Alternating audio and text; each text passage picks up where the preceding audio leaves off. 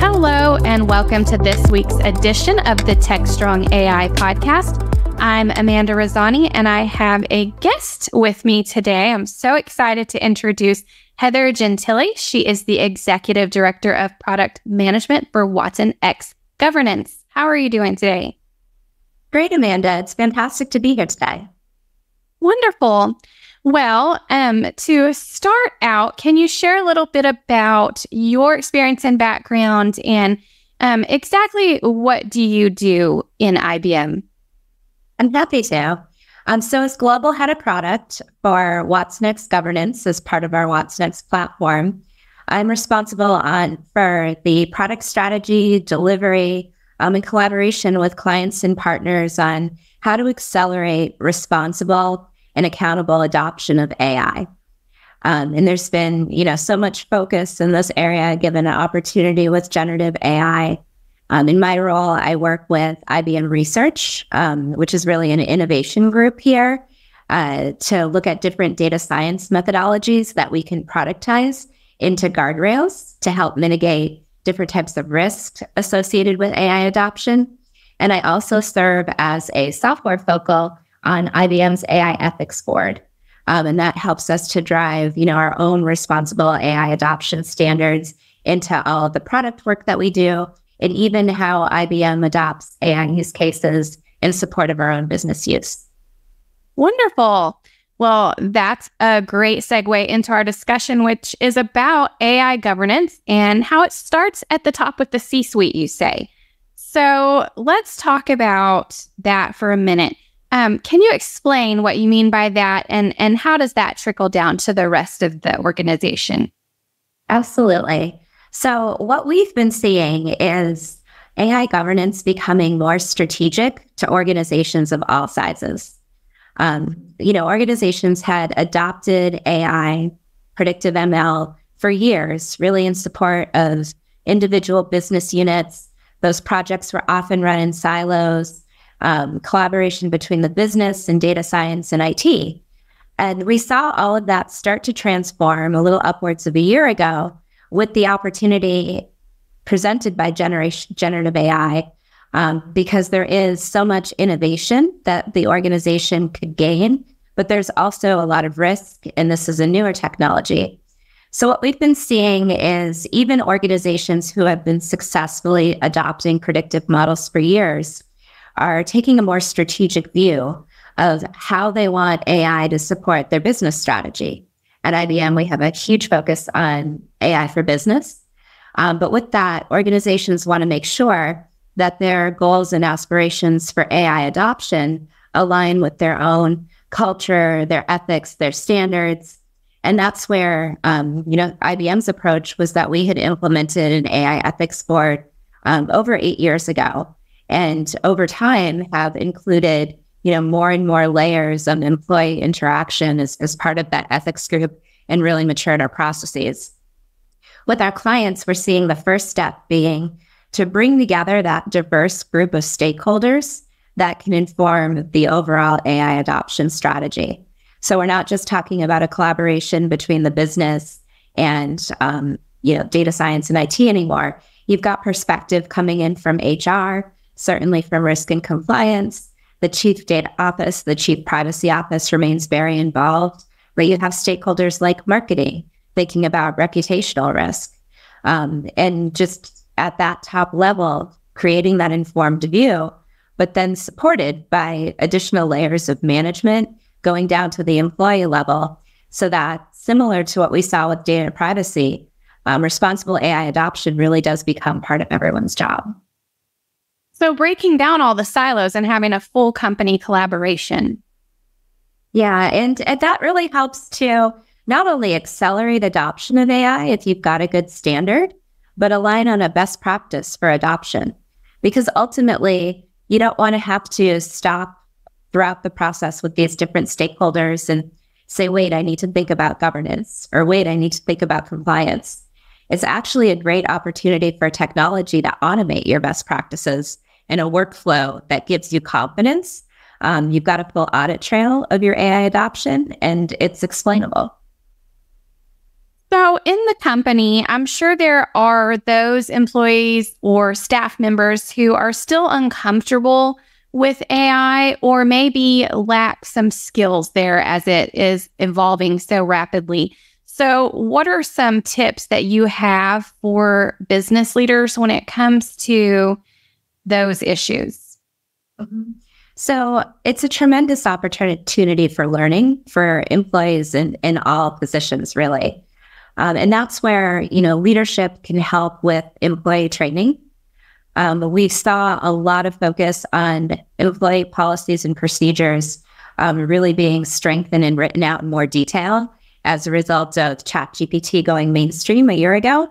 And suddenly, organizations who are very focused on data governance, they had processes in place for predictive ML adoption, now had to think about easy access for employees to use models that were very easy to interact with. So I think that being able to empower your employee through training so they understand not only the opportunities associated with AI, but the business risks as well is the first step. And then also considering what controls you need to have in place as an organization to make sure that these employees are understanding and following the training and the policies. So when it comes to AI governance and AI implementation, what are some of the biggest roadblocks you've seen business leaders experience, and where would you say the problem lies, and what advice do you have? So challenges are many. What we're seeing is most organizations are trying to evolve their AI governance policies and procedures in parallel with understanding what are the opportunities for technology to make sure that that the AI governance program is successful. And that's where I talked a little bit about being able to push out the best practice in workflows so that regardless of where the employee sits in the organization, everyone's following the same practice for AI adoption. You don't go to the next step until all the required pieces of information are collected. And that way, you're able to build an audit trail, starting at the very time that the use case is requested by the business, recording the rationale for why it was approved. And if it is approved, do that risk assessment. So that's where the automatic governance data capture starts, and then goes to engineering, collecting information about models being compared and which one's the right ones to support the use case. Capturing performance benchmarks as a fact sheet so that you can do that real-time monitoring when the model goes to production and be alerted if there's anything statistically significant that deviated from when the model was accepted. And it's really these things that help to ensure explainability and transparency throughout that model's life cycle. So we've seen over the past year or so just how quickly artificial intelligence, especially the generative AI, can evolve, and just all the capabilities that it has and the use cases for it.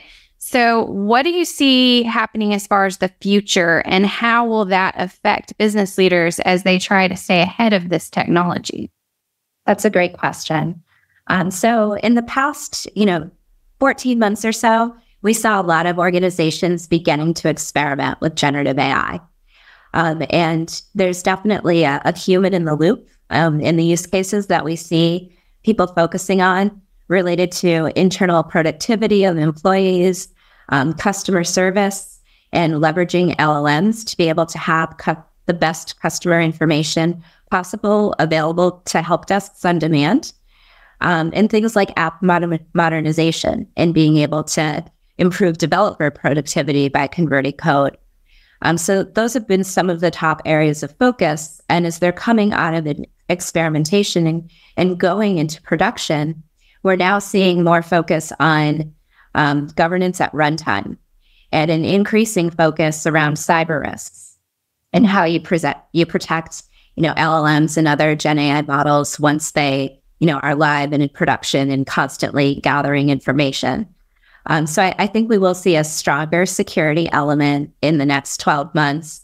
I think also the different regulatory focus that we've seen led in the EU with the EU AI Act and providing regulatory guidance that's more prescriptive that organizations can then break down into risk and controls to ensure compliance will also be a big area of focus. And even within the United States, we're seeing many organizations beginning to take that regulatory focus now because there has been a lot of activity in Washington, D.C., and there's also a lot of activity at the state level. So I know everyone is also concerned. You mentioned the regulations, and part of that too is a concern about the risk that comes with AI.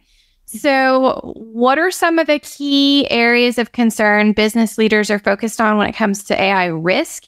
And what do you suggest as far as protecting against those risks? Mm-hmm. Well, so I think one of the biggest risks is what model do you choose? Confidence in models that are being provided by third parties or open source models. We've taken an approach with our technology to govern AI anywhere. Because if you think about the state that people are coming from, they've been working with preferred vendors for years. Oftentimes the organization is working with multiple vendors. So it wouldn't make sense to rip and replace those trusted relationships or the technology investment.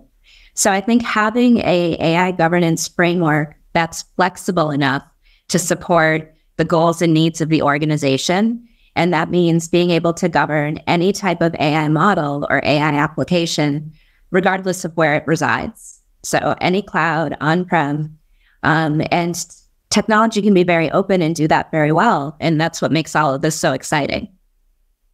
Absolutely. So if there was one key takeaway that you could leave our audience with today, what would that be? So my advice would be to, make the time to learn about the opportunity that these advancements in AI are creating for your business and for yourself personally from a career standpoint. There's so many different resources out there that organizations can get free information around this. We do a lot of work in this area through IBM's Institute of Business Value. And so right on our website, there's a library of white papers about the most common AI use cases that we're seeing across different industries. Or there's a publication about the CEO's guide to, adopting generative AI, which I think is a great opportunity to understand some of the strategy behind AI adoption and where some of the leaders in industry are really focusing those investments. Wonderful. Well, I know you have your hands full probably. There's the IBM Think event coming up this Monday, and it's going to last for a few days, correct? That's right. Yeah. So we are kicking off Think in Boston, which is right in my home. We begin with Partner Day on Monday, and then we've got 3 full days following that. So looking forward to seeing many at this year's Think conference. Wonderful. Well, I'm sure it'll go well. I enjoyed going last year. And thanks for coming on our podcast and sharing your insights with us. Thank you for having me, Amanda. It's been great talking with you this morning. And to our audience, please stay tuned next week. We'll have more information in the world of AI. Have a great week.